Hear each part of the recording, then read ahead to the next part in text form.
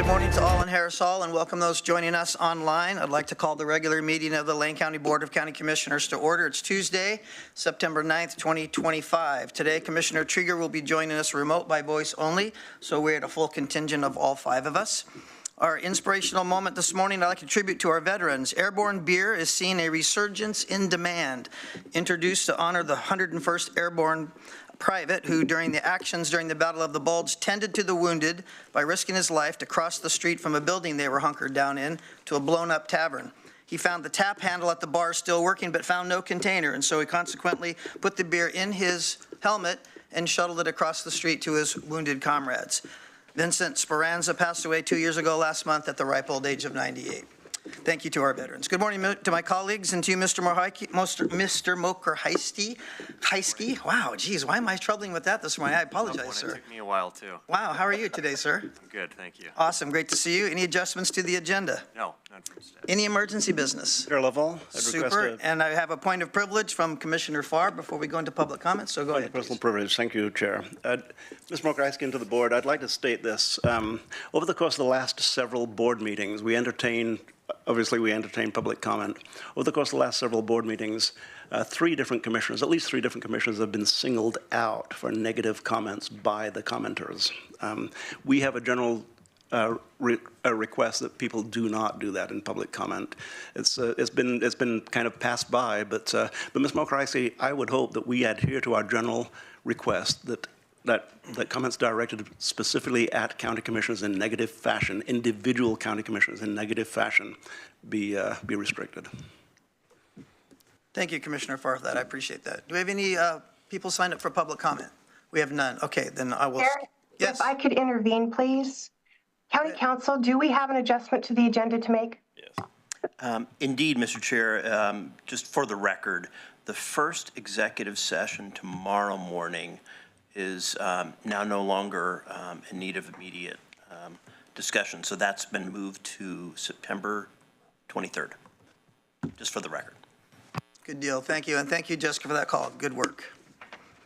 Anything else before we proceed? All right. Looks like we have no public comments. So let's proceed to our item number 4, our consent calendar. All items listed here are routine by the Board of County Commissioners and will be enacted by one motion. Jessica needs to talk again?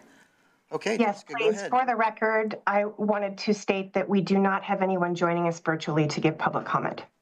Okay. Today's going to be one of those days where we're going to have some formalities that we're going to make sure we get our I's dotted and our T's crossed. Thank you, everyone. So there'll be no separate discussion of these consent items. If the discussion is desired, that item will be removed from the consent calendar and it would have been considered separately. Details to each of those items can be found in the blue links attached to each item description on our website. Looking for a motion, Vice Chair. Chair, I move to approve the consent calendar for September 9th, 2025. Thank you. Do I have a second? I'll second. Thank you. It's been moved by Vice Chair and seconded by Commissioner Buck to approve the consent calendar. We'll take the vote. All those in favor signify with an aye. Aye. Aye. And Commissioner Krieger, we heard you. Thank you very much. All right, let's move on to our item number 5, our community justice and rehabilitation services. We have a grandstand of important people here to give us this important information. Mr. Greg Rickoff, our community justice and rehabilitation services director, and the assistant county administrator will lead this illustrious team. So Greg, whenever they're settled, take it away, sir, and please. Chair level commissioners, thank you very much. As we get situated, I think we're going to start with the chair of the Public Safety Coordinating Council, Erin Reynolds, who's going to be joining us from Florence. Oh, and there she is. Hello, thank you, Greg. Thank you, Chair and County Board of Commissioners for having us here today. As Greg just said, I am the chair of the Public Safety Coordinating Council with a newly rebranded name of the Community Safety and Health Council, Lane County's Public Safety Coordinating Council. And we're here today as this board has come before you in the years past to provide an update on the landscape of public safety funding. And as a part of our role for PSCC, one of our most important roles, we recommend budgets and other associated items for the Community Corrections Act Plan, Grant, and Aid and Justice Reinvestment Grant programs to fund items that run the public safety items for Lane County. So we've come forward before, and that's why we're here today to talk about the current landscape and continuing issues. A little bit about us, the PSCC, and the the Community Safety and Health Council. We have a vision statement, as you see here on the screen. It's pretty short and sweet. We envision a community where people belong and are safe, healthy, connected, and thriving. Along with that, we have a little bit longer mission statement. We felt it was helpful to craft this and update it in the last year to foster a safety and health network that strengthens relationships and communities' access to essential services, As already highlighted and why we're here today, we make budgetary recommendations to the Lane County Board of Commissioners, advising them to responsibly use public resources to transform systems, create and maintain supportive programming, and address root causes of structural inequities. Next up, we have our 4 values, as you see here, hitting on integrity, justice, equity, and collaboration. And with that, thank you for your time and for listening to us. I'm going to turn it over to those who are the technical experts in this field. And I thank you for the opportunity to participate in this amazing board and to know and see how this very complex system works together. Greg, I'm going to turn it over to you. Thank you, Erin. So thank you for this opportunity to provide an update on the state funding provided to support the county's public safety system components related to supervising and housing Lane County community members working to meet the conditions set for them by the courts at the time of their felony convictions. Just a quick reminder of who we serve. These are individuals with felony convictions who are on supervision or have been sentenced to less than a year in prison and therefore are under local control. These are the individuals who are in the process of meeting their obligations to the court. These are Lane County residents. They're residents with felony convictions coming back to their home county. I'm afraid today we're coming with bad news. This is the 3rd biennium presentation articulating a sizable funding gap. In spite of the governor's recommended budget request, the state legislature funded the grant and aid program at the lowest possible dollar figure that would not trigger the opt-out provision that would allow counties to hand parole and probation services back to the state.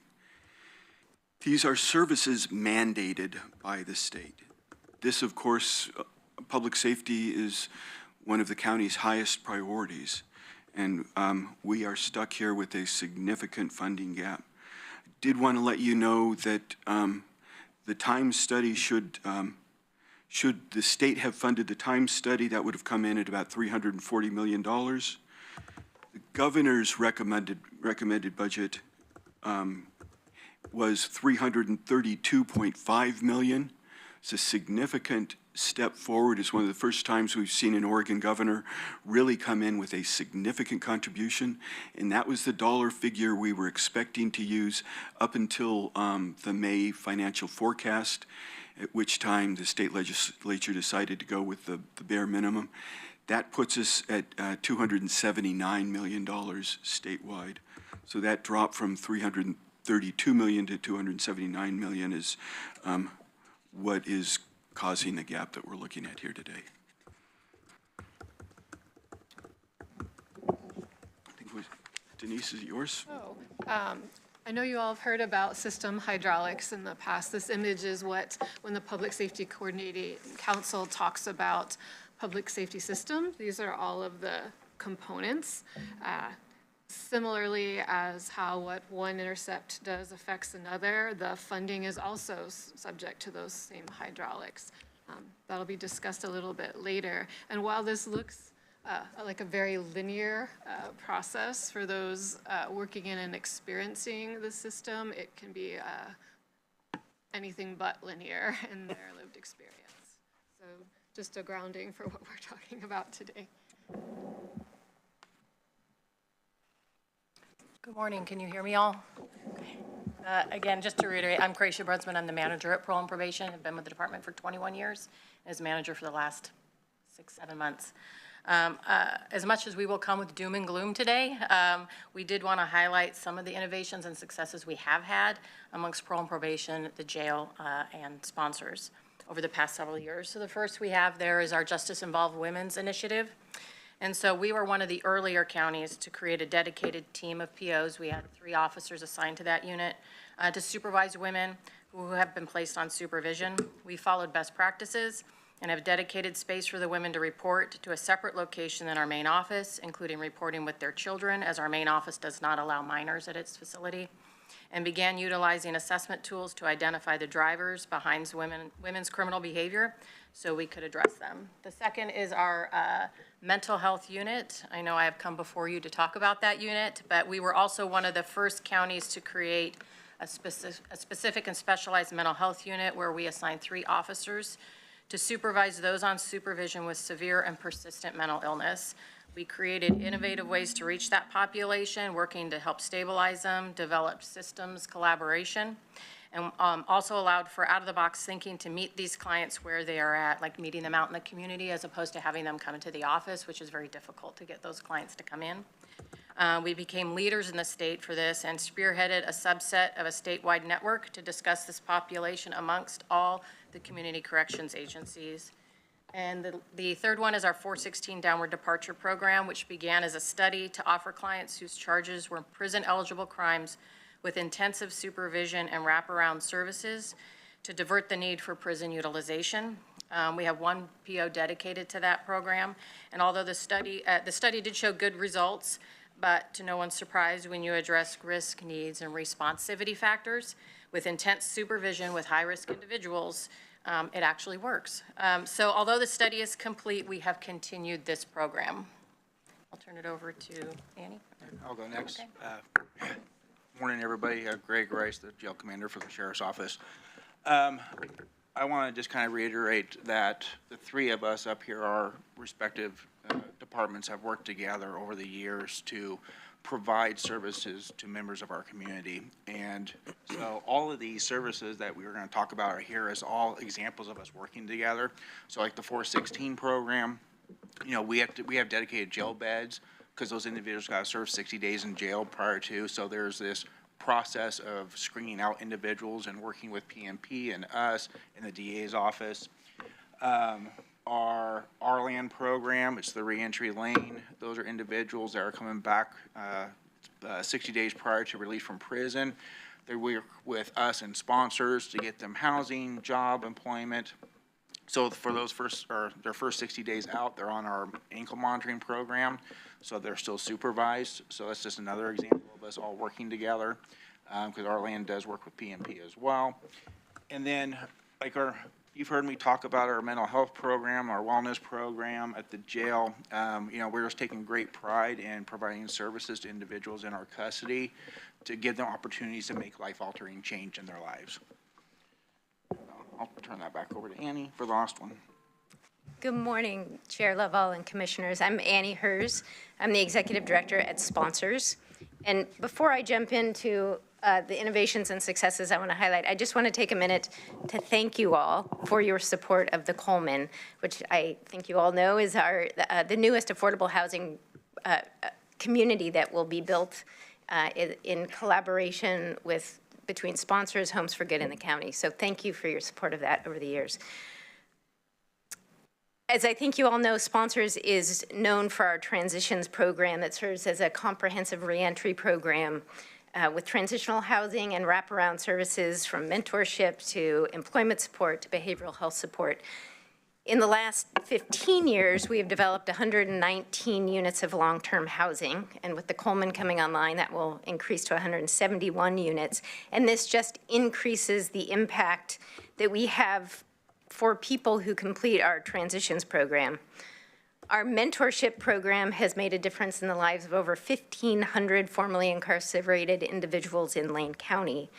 And these are people who develop a special bond with their mentor and are part of a community that engages in positive, healthy, and fun activities like hikes at the coast, sledding in the winter, going to the theater, art projects. And I will talk a little bit later about why that matters.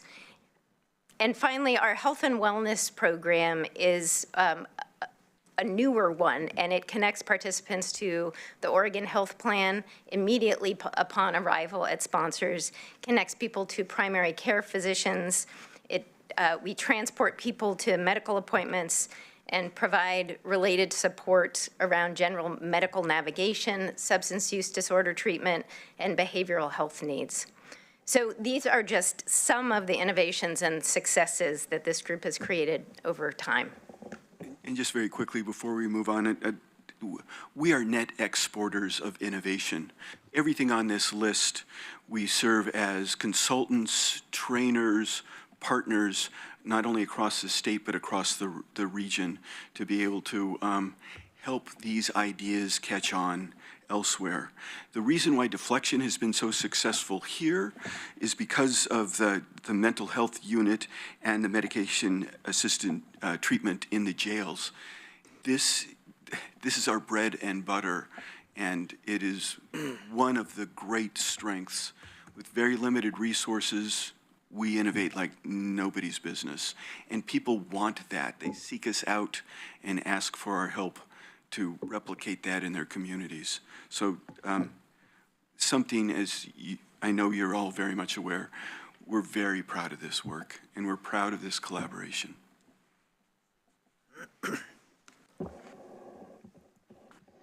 And so along those lines, pretrial services is another area where people from around the state have come here to learn about how it's done in Lane County. But for today, the two funding pots the Public Safety Coordinating Council makes recommendations on is the Community Corrections Act grant and aid funds and the Justice Reinvestment grant and aid or grant funds. The folks at the budgeting table try to weave these together to create as full a system as possible, but by far the grant and aid funds are the largest pot that we have to work with. So the purpose of the Community Corrections Act grant and aid dollars is to fund supervision, sanctions, and services. So first and foremost, it's to provide supervision to those people convicted of felony and eligible misdemeanor crimes that are given supervision. It is utilizing research-based and proven assessments to pair out the risk level of each individual and prioritize our monies and time to the highest risk. We also use research-proven strategies to identify the why and implement strategies to address the why they came into the system. We use case management practices to target the highest priority risks and needs of each individual on supervision. And we do this through close supervision, sanctions when immediate response is needed. And this can include other alternatives beyond jail, like GPS monitoring, road crew, et cetera. We also address the risk and need through services such as housing that sponsors offers and a variety of treatments, alcohol and drug treatment, medicated assistance treatment, batterers intervention programs, sex offender treatment, and cognitive-based programming. And the money is also designed to offer sentencing alternatives like the GPS bracelets, local jail beds as opposed to prison, community service, road crew, and RLAN.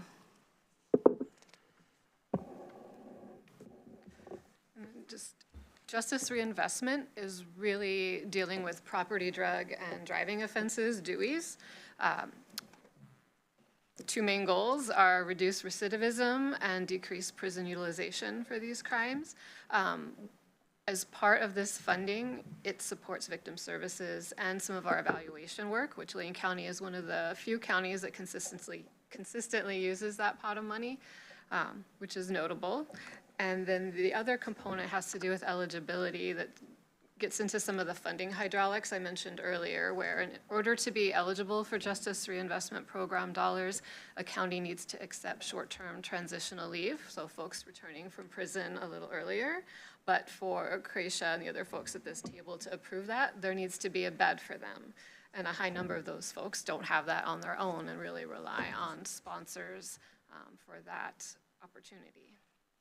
So if we can no longer offer that, we challenge our eligibility for these Justice Reinvestment dollars.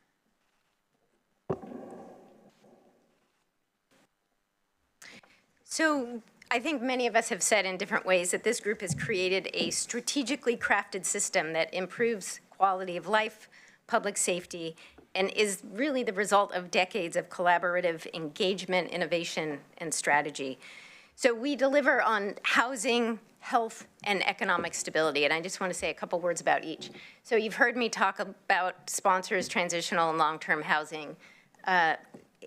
In terms of health, our system offers multiple supports and expertise related to mental health, social and emotional learning, substance use disorder treatment, primary care and healthcare navigation, and on a regular basis, we are addressing really complex medical and behavioral health needs. And in terms of economic stability, we offer employment support, and this includes everything from resume writing to interview practice to connecting with second chance employers. We even have a workshop on how and when to talk with a potential employer about one's conviction history. We offer workshops on debt reduction and scam prevention, and we support people in their transition back to school. So one of the powerful things about this system is that when somebody struggles in one of these areas, so if somebody loses a job, relapses in their recovery, gets behind on rent, in the vast majority of cases, we have a safety net that catches that person so that they don't lose all the progress that they've made.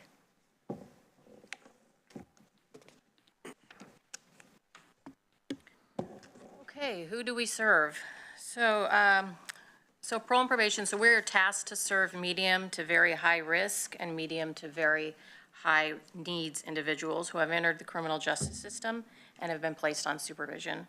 These are clients that are from our community and return back to the community. With the cuts that are on the table, we will only be able to serve the very high risk individuals and potentially not all of those. As stated earlier, over 80% of the clients that we serve suffer from some sort of substance abuse disorder, and over half of those have some level of co-occurring mental health disorder that needs additional supports. We also serve a high level of clients with traumatic brain injuries, a high degree of trauma and generational trauma, as well as their own victimization. We also see a high influx of clients with intellectual developmental disorders, and this requires specialization of our officers to be able to most effectively connect and manage this population in order to address these risks. In addition, we also serve women with children. Many of them are DHS involved, veterans who have suffered their own traumas and that have not been addressed, and seniors and those with high medical needs. Oregon has one of the oldest prison populations in the nation, so many of those returning to the community do have significant health needs. And then program impacts. So specifically to parole and probation, this is a $5 million shortfall this biennium, which means 35% of our staff will be laid off. Parole and probation took the biggest cut to CCA funding last biennium with 8 PO positions cut. This biennium, we would cut an additional 12 PO positions, 2 office assistants, and 1 supervisor. This would leave us with 23 POs, 4 office assistants, and 4 supervisors for 2,300 clients on supervision. We will have close to 1,000 people with medium to high risk and medium to high risk needs, unsupervised in the community, to include potential cuts to our supervision of domestic violence and sex offender units. That's how deep the cuts will go. We have no other place to cut but at personnel. Our innovative mental health unit that's been mentioned will be eliminated. We are already down to only supervising 25 women in Lane County, and we will potentially not have a justice-involved women's unit any longer if the numbers get any lower. We will lose our younger and most innovative officers to layoffs, and good programs that were created will be completely eliminated. We will be at a place we are just warehousing clients.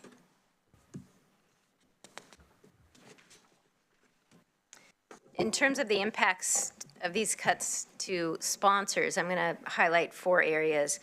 The first is a reduction in bed availability due to staff reductions. So this would be a reduction of 20 beds at our Roosevelt Crossing campus for men, and a reduction of 11 beds for women at our downtown campus. So this translates to 300 fewer men served and 88 fewer women served throughout the biennium. So this means 388 high-risk people released from prison with no housing and no services. And in addition, it means that that same population would not have access to our long-term housing because those folks come through our transitional housing program. The second area of cuts to sponsors would be related to our cognitive behavioral therapy program, which is open to anyone in Lane County who is on supervision. So this is a curriculum called Thinking for a Change. It's a 25-session curriculum that's focused on changing criminogenic thinking patterns by teaching new ways of thinking and making decisions. and developing social skills and problem-solving skills. It's an evidence-based curriculum. Sponsors has been evaluated by the state to ensure that we deliver the curriculum to fidelity. We got high marks in that assessment. And this is one of the places where people can start to imagine a new way of being and a new way of engaging with the world through modeling, through skill practice, and through group support. So with these cuts, this would totally go away. And there is no other group in the county that's offering these services. And once something like this gets cut, it's hard to bring it back online because there's a series of things that need to be in place, like hiring the right people, getting them trained again, finding the space to do it. And there's a lot of coordination and collaboration that goes on between sponsors and PNP as it relates to this program. The third area of cuts would be a 65% cut to crisis funds. These are funds that support basic needs to support reentry, and so sponsors administers these funds for anybody in Lane County who is on supervision, and these cover things like medication, prescription glasses, cell phones, bus passes, rental assistance, and work clothing. So again, this would be cut by 65%. And finally, the last area of cuts to sponsors would be a loss of a case manager in our mentorship program. We would go from 2 case managers to 1 case manager. Again, this is the program that matches participants with trained volunteer mentors. This program addresses 2 key risk areas that are fairly common risk areas that are, their technical areas are criminal companions and leisure and recreation. And what this means is that for those individuals whose highest risk areas are related to who are they spending time with and what are they doing in their free time, this mentorship program directly addresses those risk areas. So we'd be essentially cutting availability to this program in half. And again, this is a program that is open to anyone in Lane County with a conviction history, not just folks who are living at sponsors. All right, for the jail, for the biennium, it's a little over a 1.9 million reduction for us. What that equates to is 6 total FTE positions. So it'll be 4 deputy positions, a maintenance position, and a records position that will be cut. One of those deputy positions will be out of road crew. So we'll be losing 1 road crew, which equates to 4 days a week. 12 individuals are on each truck that goes out, so that's 12 less individuals we're gonna be able to serve. What that really means is that crew is the one that does all the work on the county roads, county facilities, and that will be cut. We won't be able to do that anymore. Roughly, that's about 70 days a year of work that's done on county roads, buildings, that will not be done. We will reduce the jail beds for qualified CCA individuals from the 59 beds to the 49 beds. That means we will basically lose the mental health deputy position. So if we go back in time, probably around 2012, we created the mental health sergeant position. That was in response to us recognizing the severe mentally ill population we had in our facility and how do we best manage that population and work with community partners. Fast forward to now, the amount of individuals in our facility that suffer from mental illness and also be somebody that we quantify as a vulnerable population has grown so much that we created 2 positions and we created a deputy position to do this. So this deputy is going every day out to the housing areas, checking on these individuals, where are they at, coordinating with medical. They're actually helping the deputies in the housing areas manage these individuals, making sure they come out for their time out of their cell, making sure their rooms are clean, and really helping manage that population. His job's going away, so what that means is the mental health sergeant, who has been mainly outward facing, and working with the courts, the attorneys, people that come in and do the psych tests and doing those reports for sending people up to OSH, he's not going to be able to have that time to work with those individuals and move that process along because he's going to have to turn more inward and really focus on the individuals that are actually in our facility, because we cannot lose people through the cracks. We just can't. So that's how it's going to be majorly affecting us in that realm. We're also going to lose a deputy in the courthouse because of this. So that's just going to be one less deputy that's going to be able to respond to issues within the courthouse. Out of the transport section, it's going to be one less deputy that's going to be able to do trips, taking people up to prison and covering all those needs that our transport section does. We will lose a maintenance specialist position. So once again, I'm tasking a very small work group that maintains our building and asking them to do more with less.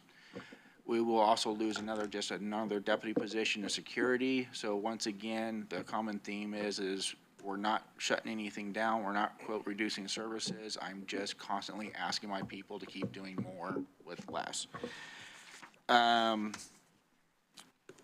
So how is that going to affect us? You know, it's reasonable for us to believe that these reductions are going to lead to staff burnout and a high rate of turnover, which will be bad for us in the long run. We can, with fewer FTE, it's going to cost us more in overtime to cover vacations, protected leaves.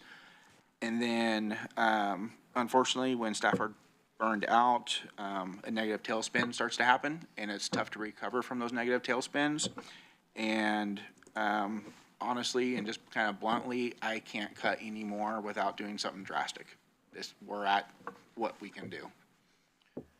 And so that's the impacts for the jail.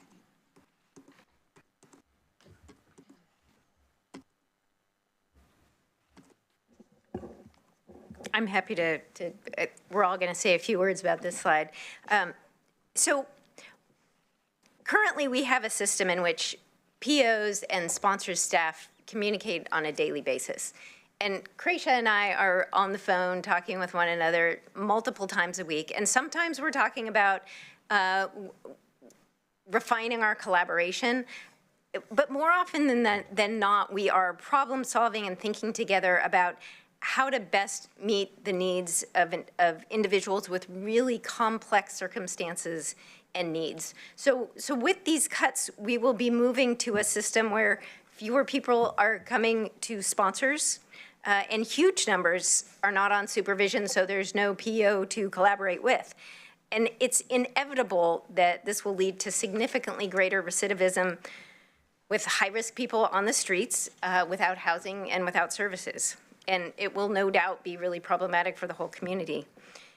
And I just want to say a couple of things about being a nonprofit.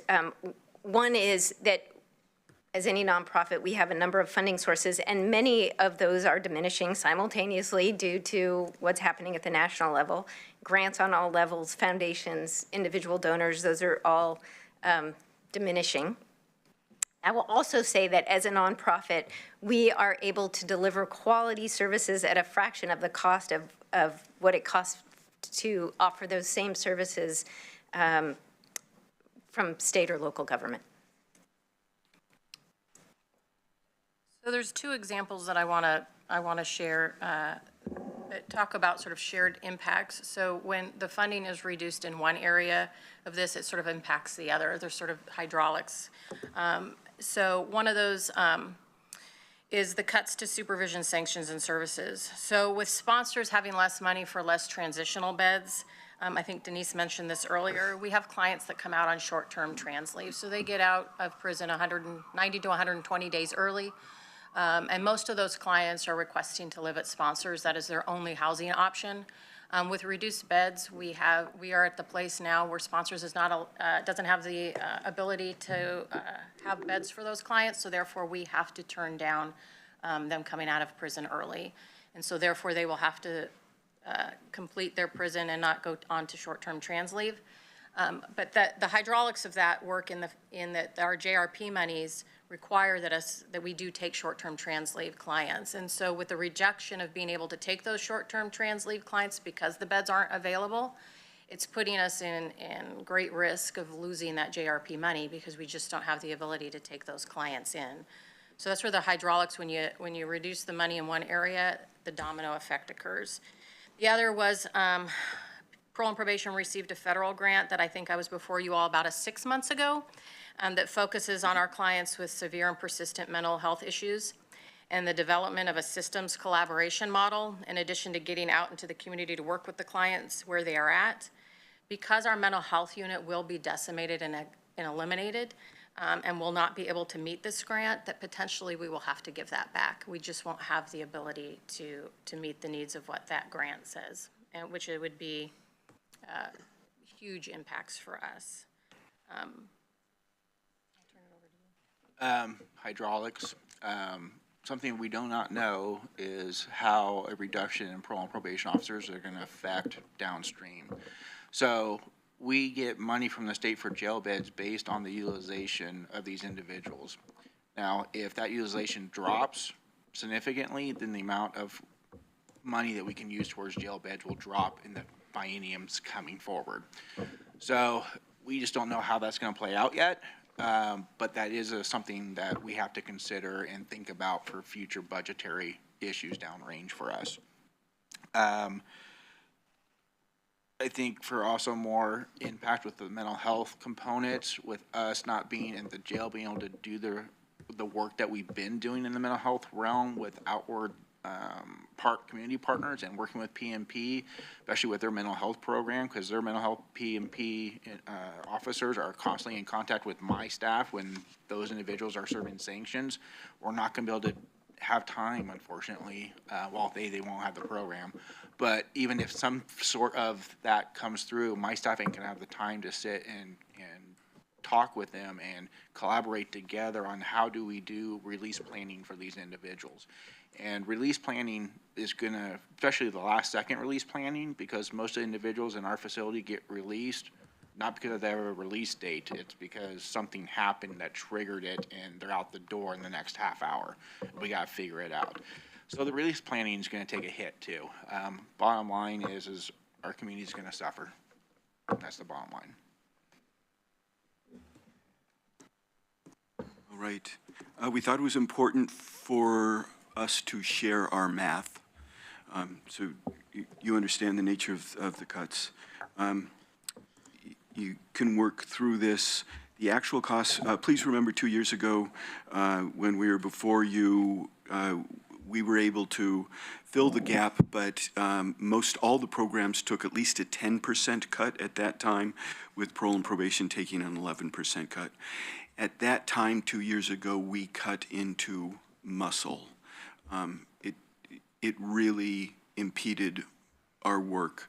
We've been living with those reductions to the best of our ability.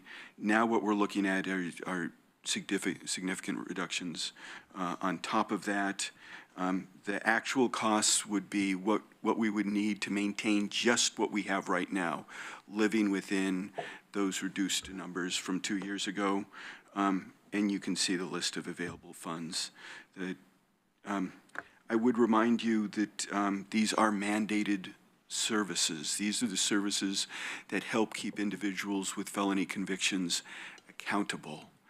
This is also the place where individuals build those skills and their abilities to transition back into our community successfully. And there's so little away here. Virtually everyone who's ever been convicted of a felony comes back to the county, and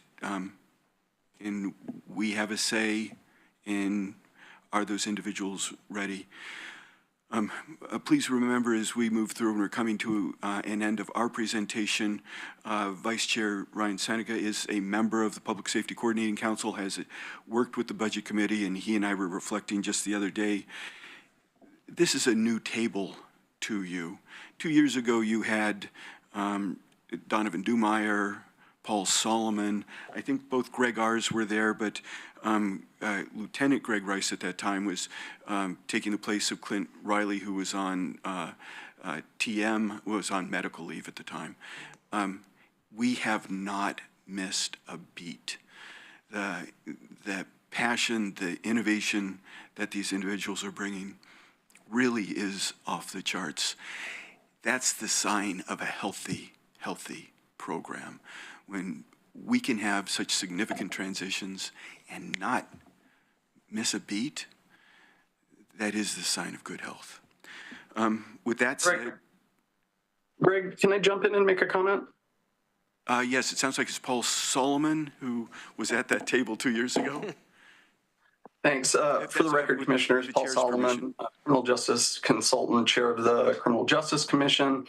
And one of the things that I wanted to bring up is a little context of how we got here this time around. At the beginning of the year, we were actually pretty hopeful that we would see a lot more state funding come through. After the governor's recommended budget was released, the number that they had set for community corrections in her budget was actually $40 million above where we were funded. What happened was a couple of things. The last revenue forecast came in, which didn't help our cause at all. And secondly, the numbers of people that were projected to be coming on probation as a result of recriminalization of drugs through House Bill 4002, those numbers didn't come in as high as anticipated, in part because a lot of counties, not Lane, didn't have adequate public defense services to represent those folks, so they weren't coming on probation. So it was just this perfect storm that hit that last revenue forecast, coupled with the dip in the number of people coming on probation, that actually saw us lose $40 million that we would have received, which would have given Lane County an additional about $3.5 million. So I think it's important to understand that context. We were actually hopeful that we would get quite a bit more money than we actually received. Thank you, Paul. Just very quickly, as I wrap up my comments, I've invited Circuit Court Judge Brad Cascanet to the table. He, too, is a member of the Public Safety Coordinating Council Budget Committee and has some observations in terms of what this means for the courts. Thank you, Greg. Thank you, Chair Lovell. Thank you, fellow commissioners. I'm Judge Cascanet. I've been a circuit court judge since 2018 now. Prior to that, I'm sorry, could you make that microphone a little closer to you, please? Absolutely. Thank you, sir. Appreciate that. I've been a circuit court judge since 2018. Prior to that, I was a criminal defense attorney for 16 years, so I've been dealing in the criminal justice system basically my entire career. I was tasked, I'm currently the chief criminal judge for Lane County Circuit Court, assigned by Judge McAlpin, and part of that assignment comes participation in this budget committee. I am new to this table. Prior to me, it was Judge Vogt who went through this process previously. Thankfully, she was there to help me throughout this process. It's not lost on me that this budget stuff is tough. You know, people come ask you for specific pots of money, but you have to look at the entire pool.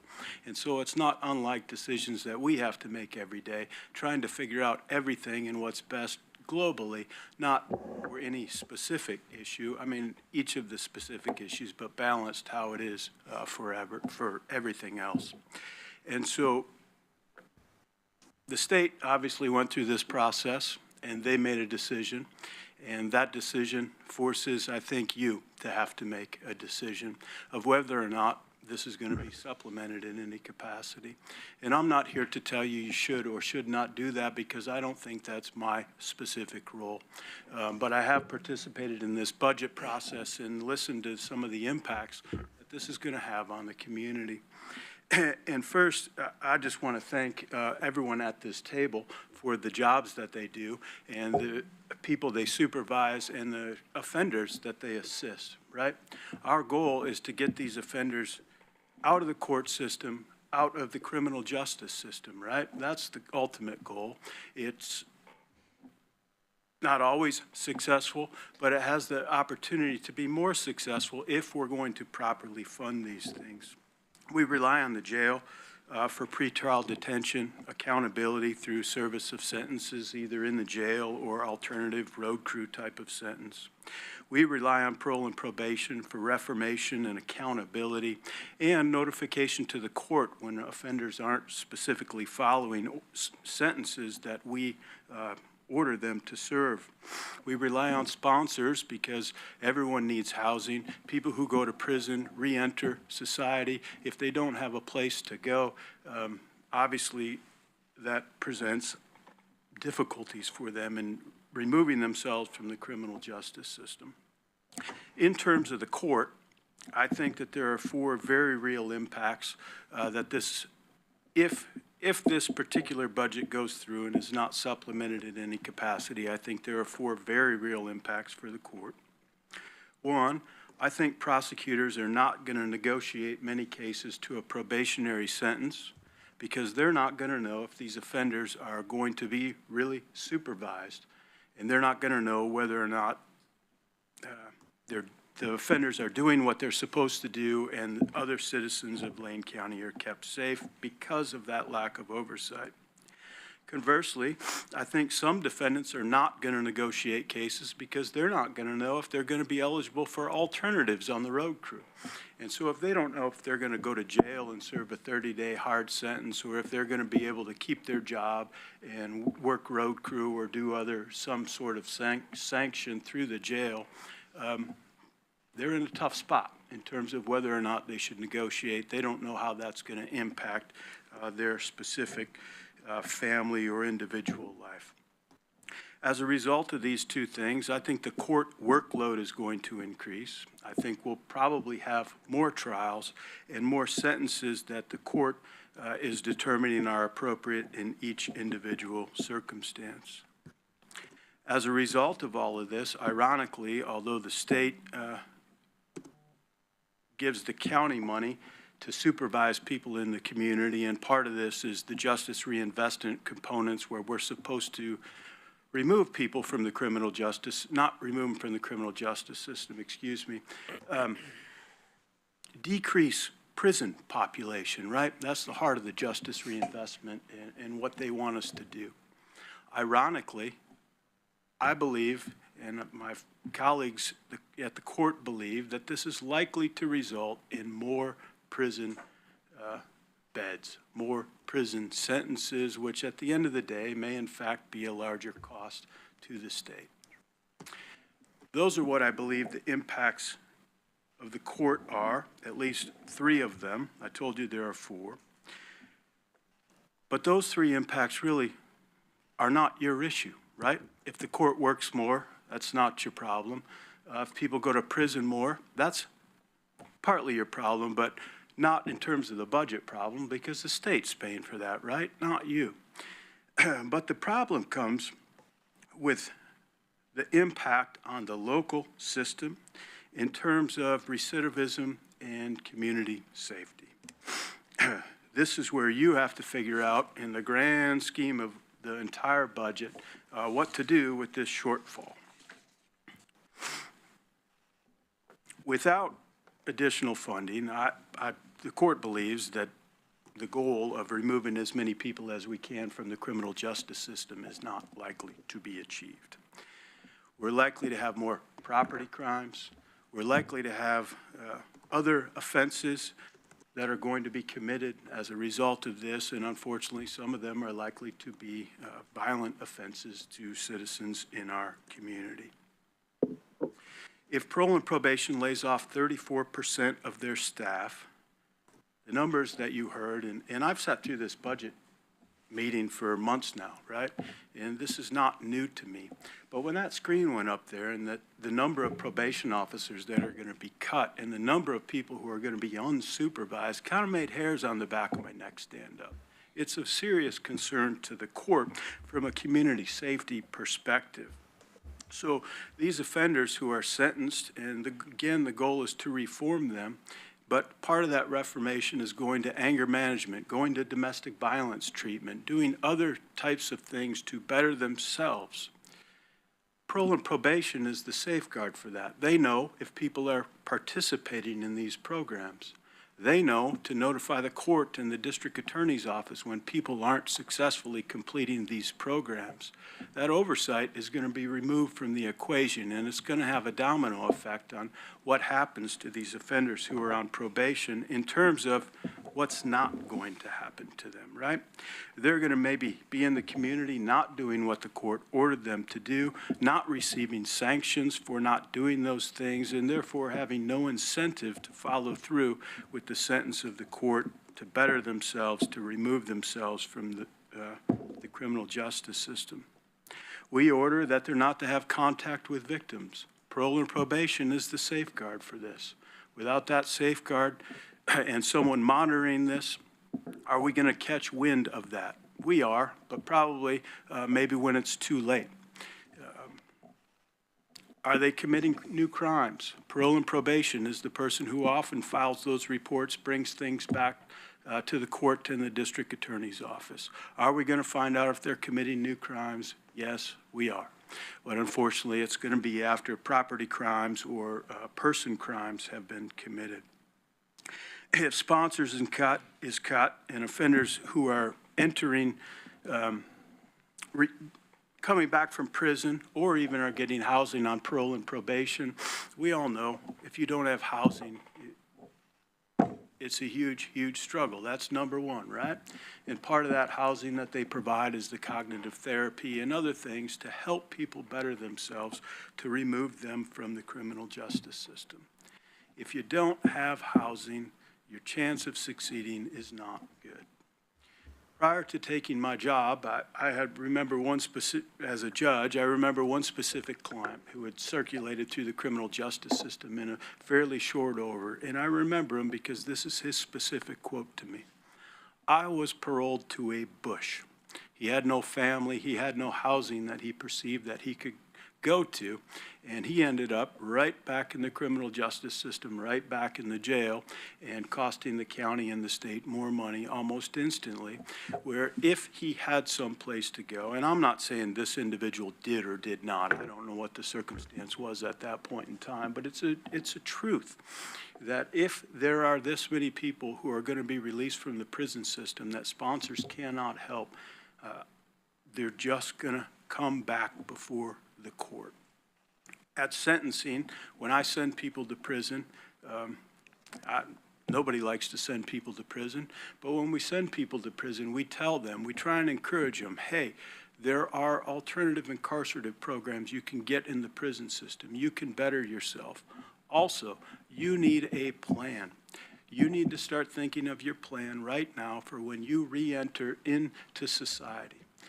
Think about calling sponsors. Think about where your housing is going to be. This is a conversation I have with them at the time of sentencing to get them thinking about this. So if I'm getting them to think about it, and now they're thinking about it, and they're calling the county or sponsors and learning, oh, well, that doesn't include me because there's not enough housing there for me, you can imagine what that might have on their psyche as they re-enter into society.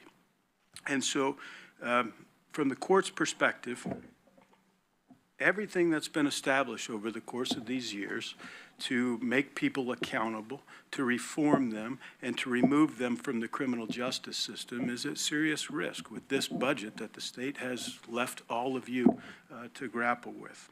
And so there's a slide up there, right? And if you look at this slide, almost all of this is after you hit the court. So there's the crisis lines, crisis continuum, and then there's an arrest and initial detention. And that's obviously the point in time where the court is involved and also the jail becomes involved where we're making pretrial release decisions or whether someone should remain in custody, right? So that's the point that the community safety part enters the equation from the court's perspective. And if you go all through this, yes, that's a very basic timeline or steps of how we get through the system.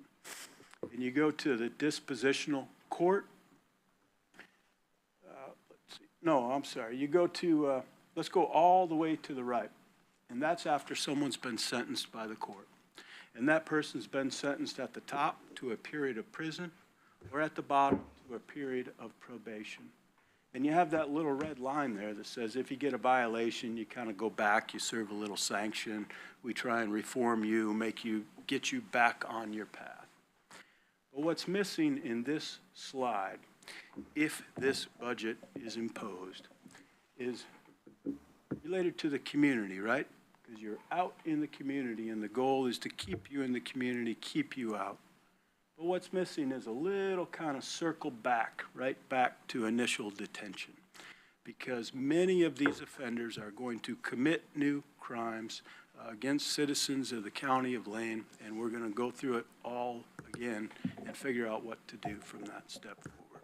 And so I just want to thank all of you for grappling with this difficult decision, and I want to thank all of them for doing the job that they do, because the court couldn't function without this process. I mean, we'll function, but it's toothless, and offenders aren't going to be reformed.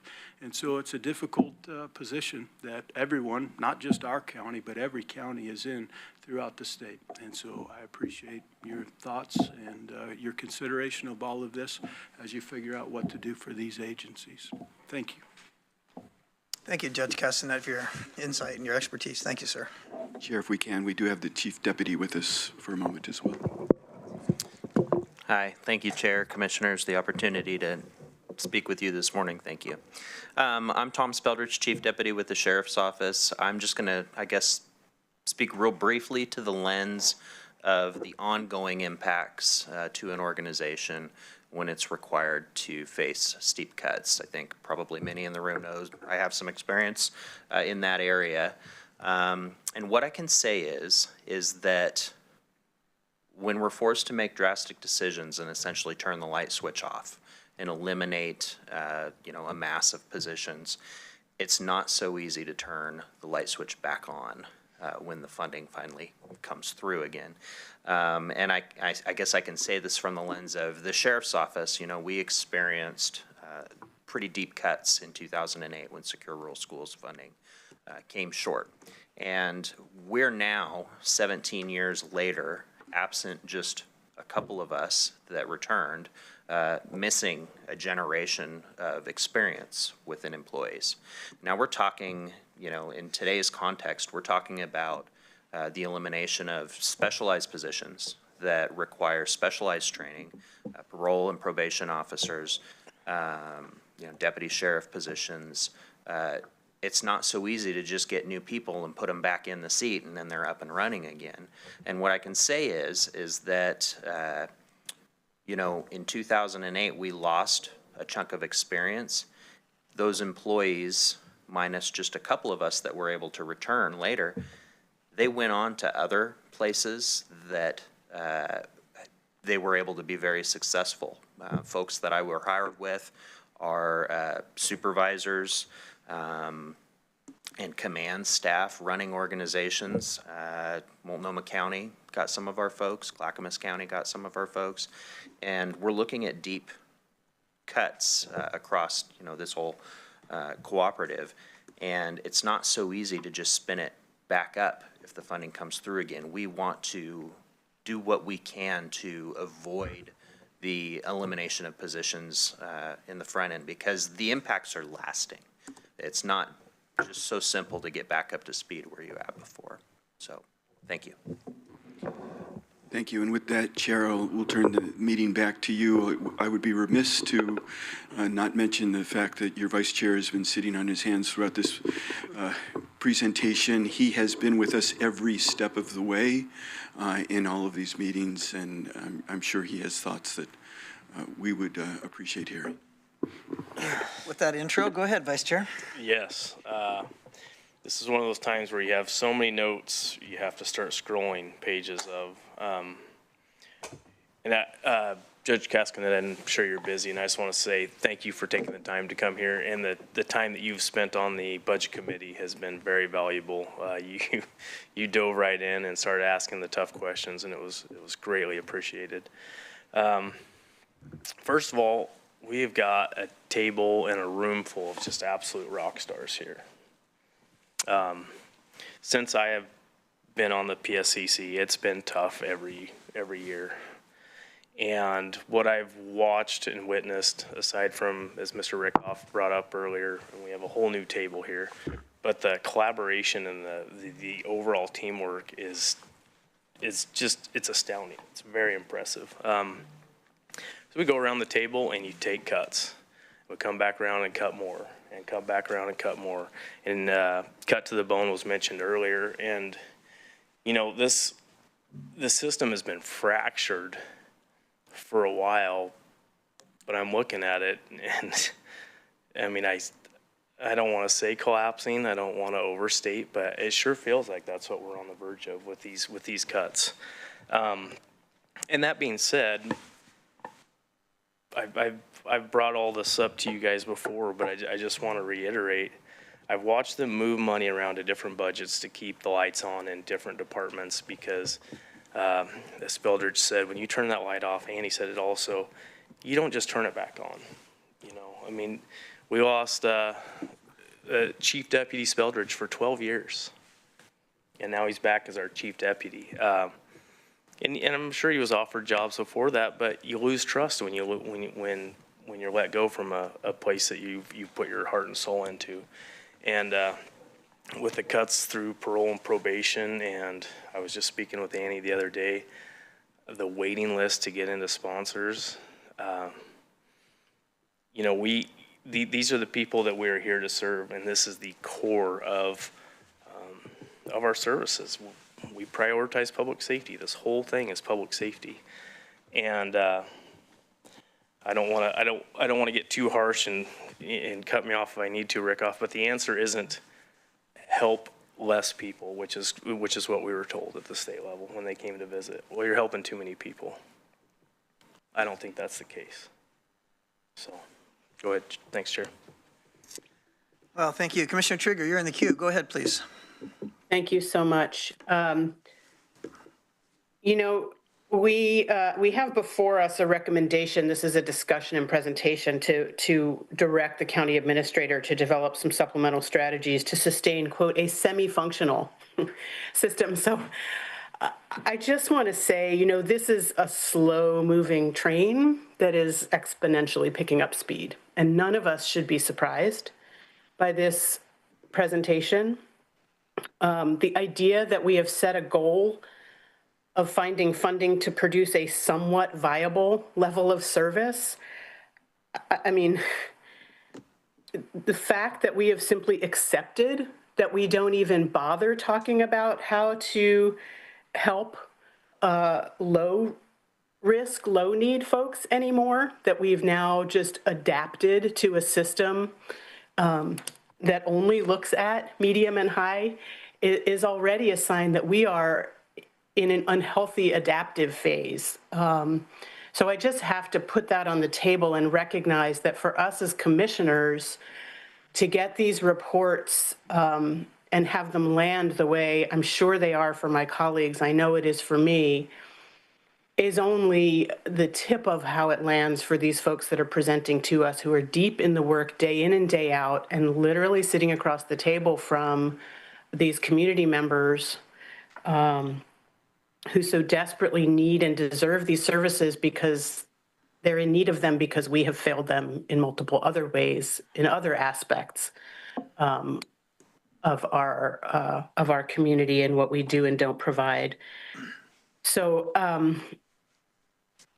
I really think that, you know, I know we have some major work in the legislature to do. This is absolutely a critical funding shortage, but we also have tremendous formula issues that have led to this funding crisis or that exacerbate this funding crisis. So, and I know we've talked about all of this before, but we really have to be thinking as a board about our legislative advocacy and our messaging to the community and how what we say in public either does or does not engender the public's faith in and support of and trust of government's efforts to provide the services that that the community needs and deserves.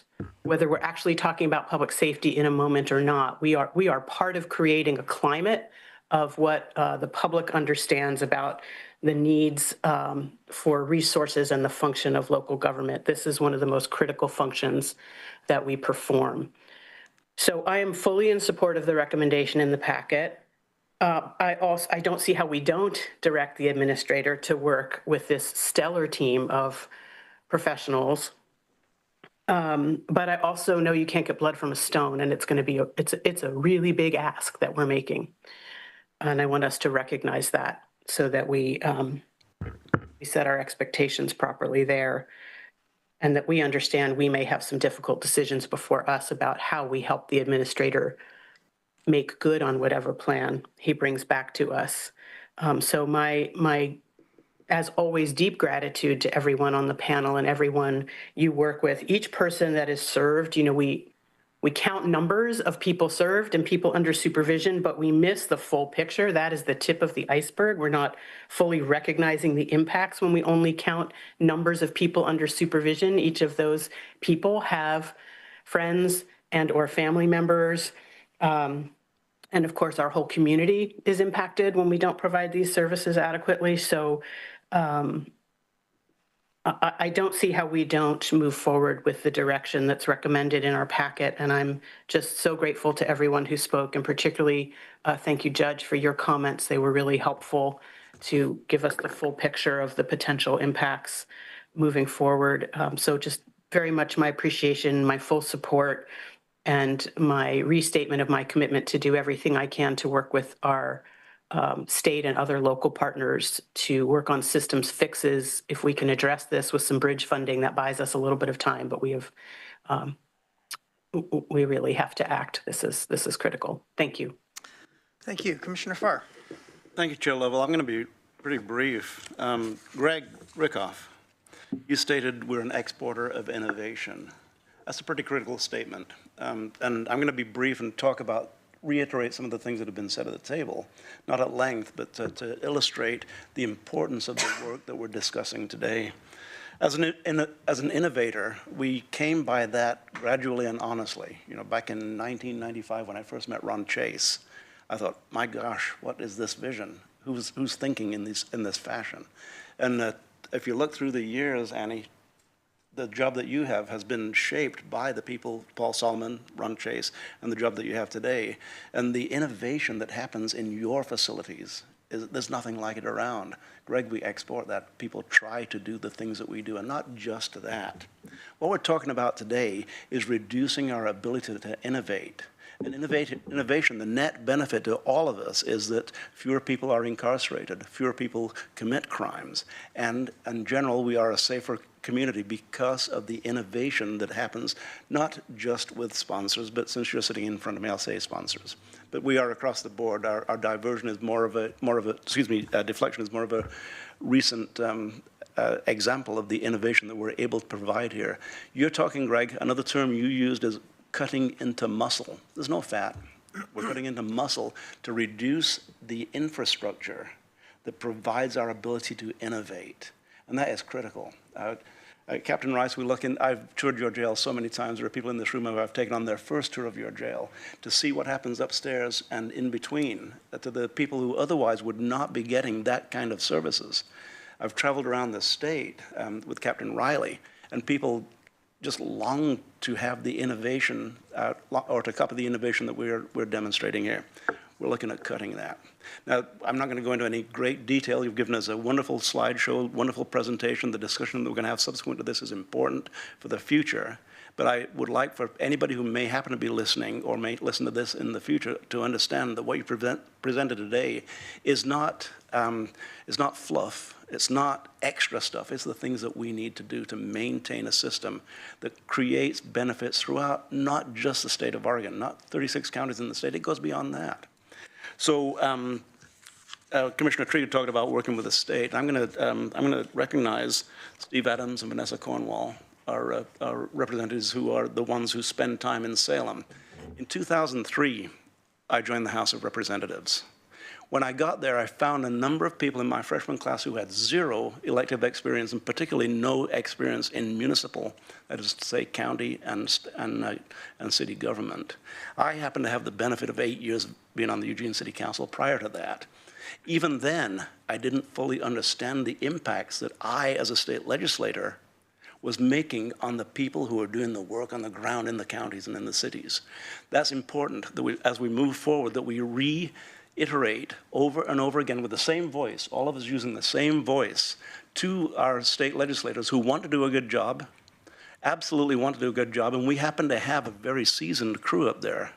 Nancy Nathanson, she and I served those 8 years on the Eugene City Council together before she went to the legislature. Floyd Przansky's been there since, I think, around the turn of last century. No, but seriously, we're blessed with with the state legislators from Lane County who really do have depth of knowledge. We need to spread that throughout the legislature, and that's in no small part our job.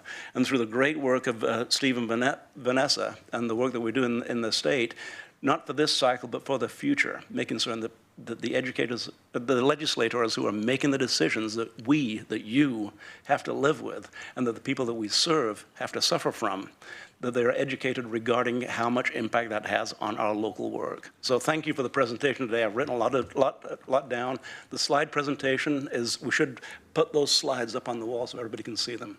Thanks very much for being here this morning. Chair, I took a little longer than I anticipated. Thank you, Commissioner Barr. Commissioner Buck. Thank you, Chair. I absolutely concur with my colleagues. This has been a perpetual issue and is just one example of a series of devastating budget cuts that will be hitting local, county, and city services due to state and federal funding reductions. And I'm not supportive of serving less with less, because that's basically what we're being asked to do. We know what that's like as a county due to cuts prior to me becoming on this board, as our deputy has clearly articulated. The ripple effect of the loss of money to the budget includes, the loss of other funding, as you've made really clear, and the potential loss of grant money we've already been awarded. And one of the things municipalities never want to do is return money that we've worked really hard to advocate for and apply for and finally receive. I know that you're doing everything possible not to return any funding, but if we can't meet those goals, we are at risk of that funding being clawed back. And I don't want to see us do that. The service, as everybody's articulated, is absolutely critical to what we do as a county and critical to the community. Public safety is a huge issue in my district, as it is largely throughout Lane County. So I am also supportive of asking the administrator to come up with a plan, which I know is going to involve this whole team. I mean, it's going to be another ask of a budget funding, and this isn't the only department that's going to be coming to us with that ask, and with quite steep asks, and we are not an endless supply of reserves. So we'll have to really take into account which places to critically utilize those reserves. I mean, they are there for what we call a rainy day. This is clearly a rainy day. But they're not endless. And this is the third year this particular department is coming to us, but I just know we're going to be hit with other budget cuts in other departments. And it would feel unfair for the first department to come to us to get funding, and then the subsequent departments, because they're hit later on, coming to us and we're out of reserve funds. So to the administrator, when we're looking at what's going to come to us, I think what will be helpful is to know, the series of departments that might be coming to us so that we can fairly view the system as a whole and invest as is critically needed. Obviously, this is critical, and I support, finding ways to shore it up until we can find fixes. Unfortunately, I'm not seeing in the next couple of years that we're going to see a huge turnaround in budget funding. So we also have to think of this in the long term for the next 2, 3, 4 years, and what we can actually accomplish with the minimal funding that we have. Well, thank you. You are all passionate about what you do, and the county and the people that you serve appreciate that. I can't tell you how much I appreciate it, because I know that the passions that you serve with are something that you give your whole life to, and when you're in a position like this, you don't want to give your less. And so my heart goes out to you as empathetic to that degree of service that you have. And at the same time, we're at a very critical juncture. Judge Castanet, you said I was paroled to a bush. I mean, let that sink in for a minute. You know, I mean, when you talk about drastic times, calling drastic measures forward, that certainly is going to bring the most drastic behavior out of anyone, not to mention someone who's sane or mental or maybe doesn't have a drug problem or doesn't have a history of crime. That's going to bring the worst out of anyone. And so that's really what we're facing with is, how much worse do we want to get as a community? I mean, we're talking this week about reeling from a train incident that happened in Charlotte. And I don't want to be overly dramatic, but in a sense, by cutting these programs and doing less with less people and less services, we may as a community be heading for instances like that. And, you know, those are the things that shock people into action, but I certainly don't want to wish that on any family or any member of our community for us to shock into action when we could have taken action today. And so like my colleagues, I'm in total support of also trying to find some sort of funding to fund this gap. And at the same time, Under Sheriff Speldrich, you said that when we turn the light switch off, it's really hard to turn that light switch back on.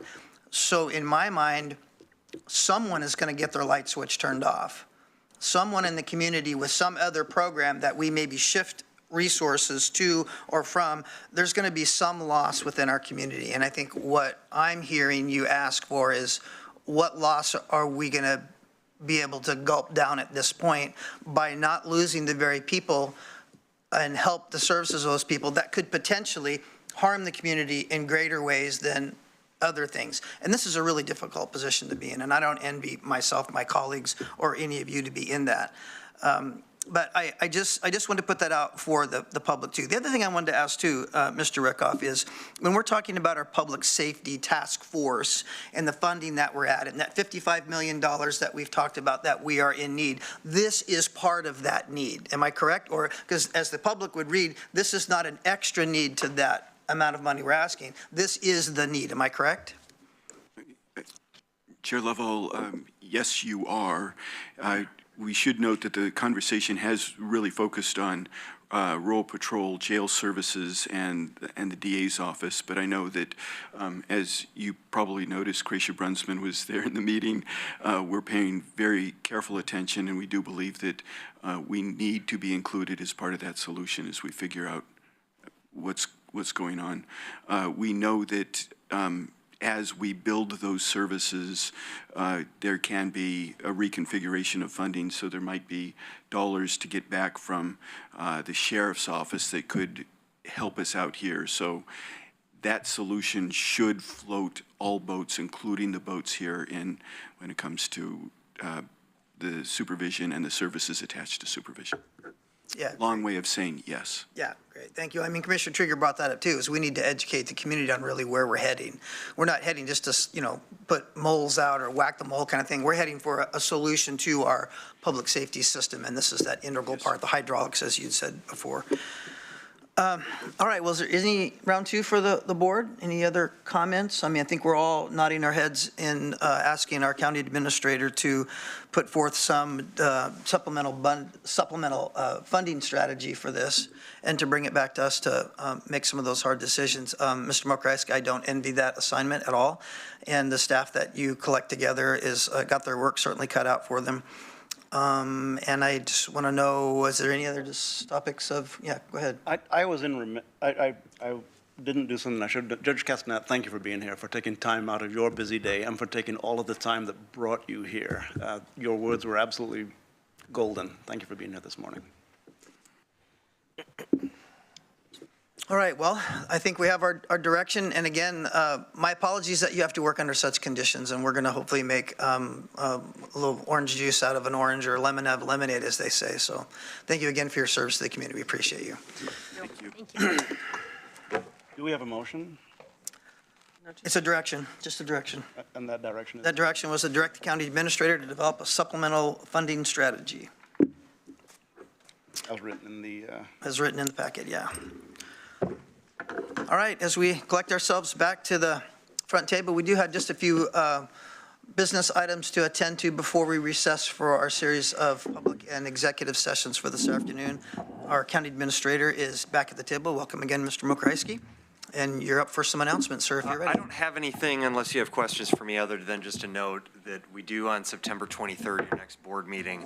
We'll have a number of these items that are going to be sort of follow-ups. We'll have an action on the CCA funding, so we do have a short amount of time for us to pull together the request that you just made. We'll also have a presentation update with our legislative team on sort of the broader landscape of federal, state, and local funding challenges we have. We'll have an action on the family and child health request. There's several $100,000 that the board had previously, a few months ago, asked that we look at providing gap funding for. So think about September 23rd as sort of our next dive into a number of the financial challenges that we're facing. Unless you have questions for me, I don't have anything else. To the board, Commissioner Trieger? No. I just wondered if I didn't want to miss you. You had any comments? Okay. We'll move on to our commissioners' business. Any announcements or comments or committee reports from our commissioners? This is the time to do that. Yes, Commissioner Buck, please. Yeah, I have two statements. We're in remonstrance as well, is that right? Yep, sure. Very good. So the first one is just an acknowledgement that this is the 5th anniversary of the Labor Day fires in the state of Oregon, and the Holiday Farm fire specifically for us in Lane County. Labor Day was last weekend. Technically, the fire began and started on the 7th and went into the 8th of September. It's a fairly somber time for fire victims and residents throughout the state who are still trying to recover. And sometimes that takes a very long time, given the traumatic effect that's occurred. I went up to Blue River just to spend some time. It was pretty quiet, but ran into some friends and chatted, and just felt called to go up there and spend some time by the river. And there's been a series of, articles and media attention on the 5th anniversary that have all been very good at articulating the challenges that survivors still face. There's a lot to still do, and unfortunately, funding at the local and state level has really come to an end, and we're moving into whatever's left at the federal funding cycle, if we can get it released. And we had planned to do a Board of Commissioners meeting upriver, and I hope that that is gelling in the first week or two of October. I know that the residents up there would be excited to have us come, take public comment, tour some of the buildings, and see what's left to work on to fully recover. Unfortunately, the recovery dollars that come after a disaster are usually just a fraction of what's actually needed to recover a community back to where they were before. And so we have to keep advocating and keep fighting for these residents. So it's just an ask to the agenda team to see if we can finalize that date upriver as soon as we can, so we can get it on the calendar. So that's my first statement. I have a second statement. Colleagues, last week, our administrator sent to the board an email outlining concerns about our chair's behavior over the last 2 years, concerns that the public deserves to be aware of. To date, the county has spent substantial resources addressing these behaviors. Complaints about the chair's ongoing conduct continue to surface, putting the county at significant legal risk. Notably, the reported negative impacts of his behavior seem to fall on women in the county workplace and partnering agencies. We've spent significant time, energy, and taxpayer dollars for education and training on prevention of harassment, discrimination, and conflict resolution designed to reduce a hostile workplace. Unfortunately, this doesn't seem to reduce the complaints. He continually references religion from the dais, exposing the county to liability from the violation of the Establishment Clause. Recently, in a YouTube podcast, the chair, using public resources of his county office, disclosed privileged information from a recent executive session without legal authority to do so. He also insinuated the county, quote, cooks the numbers on county projects, seemed to support the host's claim of a, quote, shadow government, and accuses the county of not being transparent on important community projects. He continues to act outside the established rules that apply to all employees, citing his elected status. Were it anyone else in the organization but an elected official, these behaviors would not have been tolerated, even potentially resulting in termination. These ongoing behaviors have created a pattern that negatively affects individuals and damages the reputation of the board, our professional staff, and partners. There's a whole team of people continuing to help us resolve this, but I'm asking each of you as peers to consider if this is acceptable to you. It's not acceptable to me, and this behavior must stop.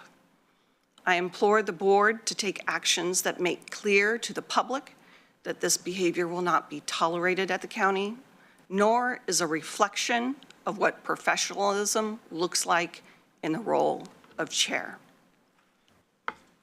I really wrestled with this statement. However, the behaviors have been too troubling and have gone on too long. I'm uncomfortable staying silent and not addressing it head on. Due to the circumstances involving an elected official and the escalation of the problem, I feel like I was given little choice but to make this statement. This is a matter of public interest. These behaviors are having a real impact on this organization, and staff is watching our response. We are leaders. They are looking to us for leadership.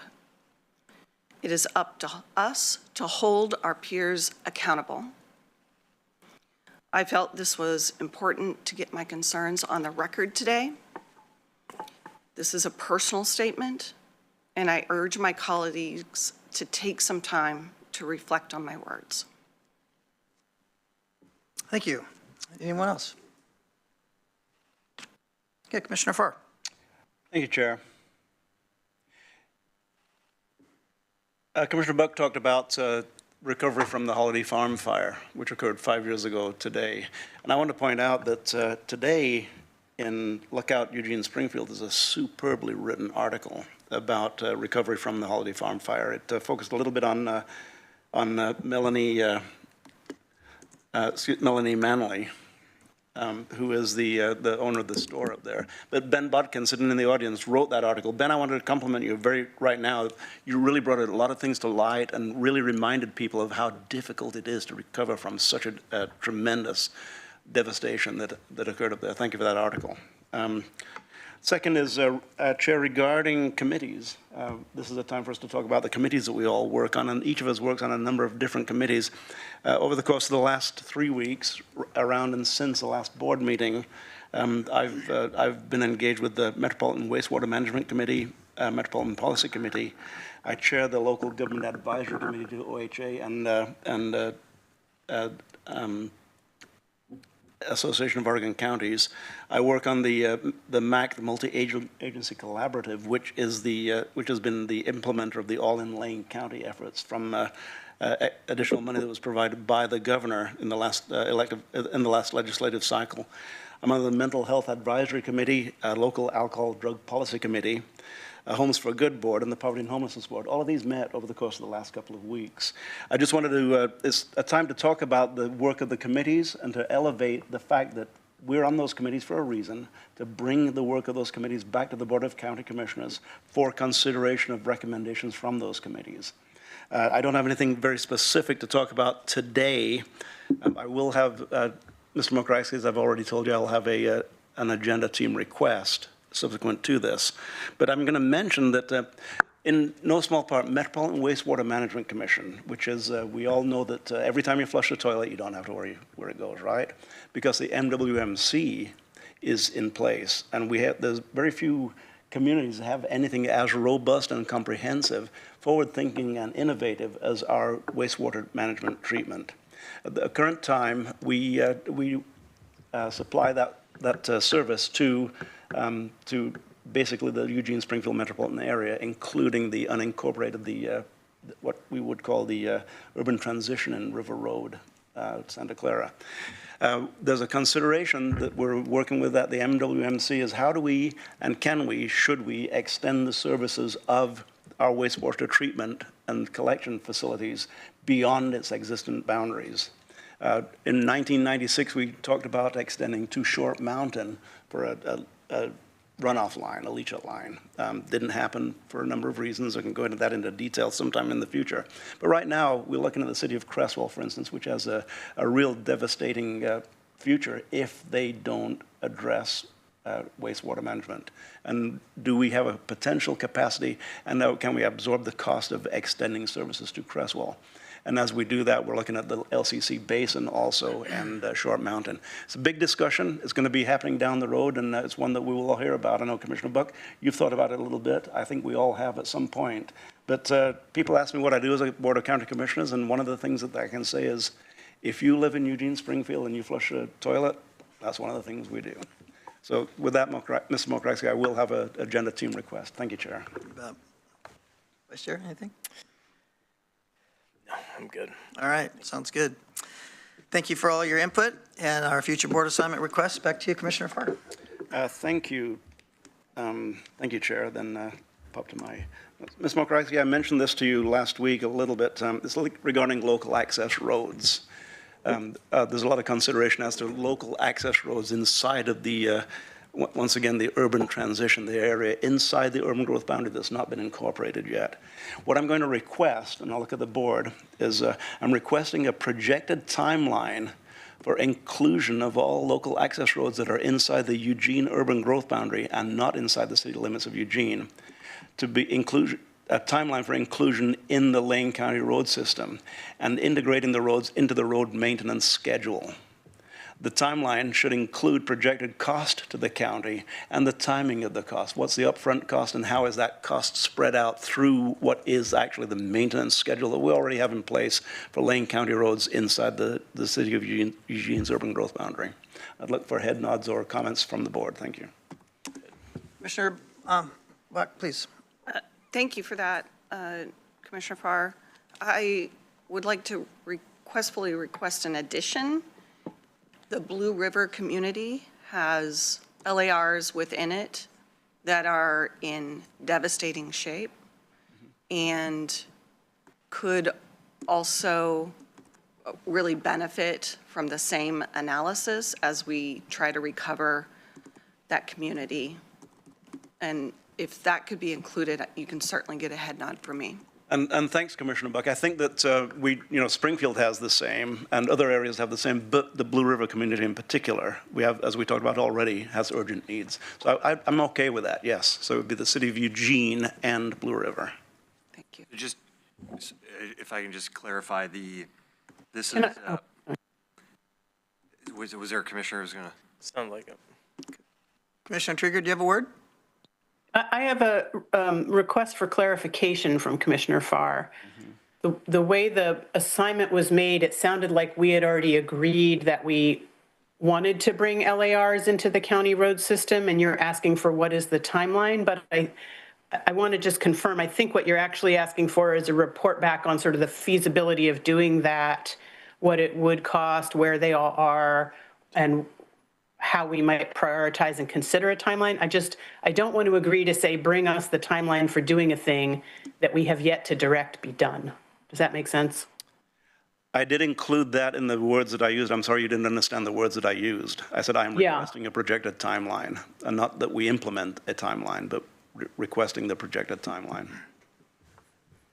So it's a timeline for potential inclusion of LARs into the county road system. Exactly. That board hasn't provided direction on that, but what would the timeline and potential cost be? And the timeline, of course, Ms. Mokrajski, may inform a future direction. Right, correct. And just to be clear, it's the Eugene UGB, so it's LARs within the, is that what you said, within the? Specifically inside of the Eugene UGB. There's about 6 miles of those roads total. Right, okay, Yeah. so that's as well as Blue River, that's the request. And the addition was Blue River, which has a relatively small number and a very small, I don't even know if it's called an urban growth boundary, Commissioner Buck, but they're the limits of Blue River.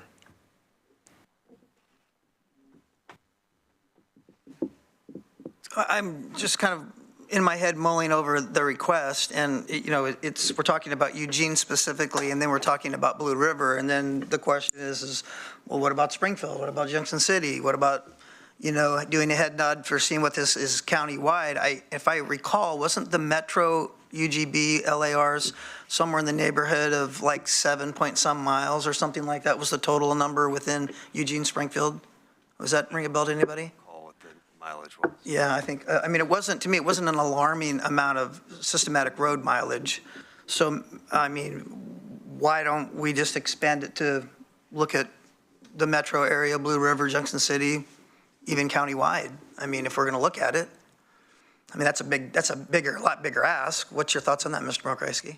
Yeah, I don't know how much work is entailed. Yeah. So I can't answer whether or not it's a really big ask or not.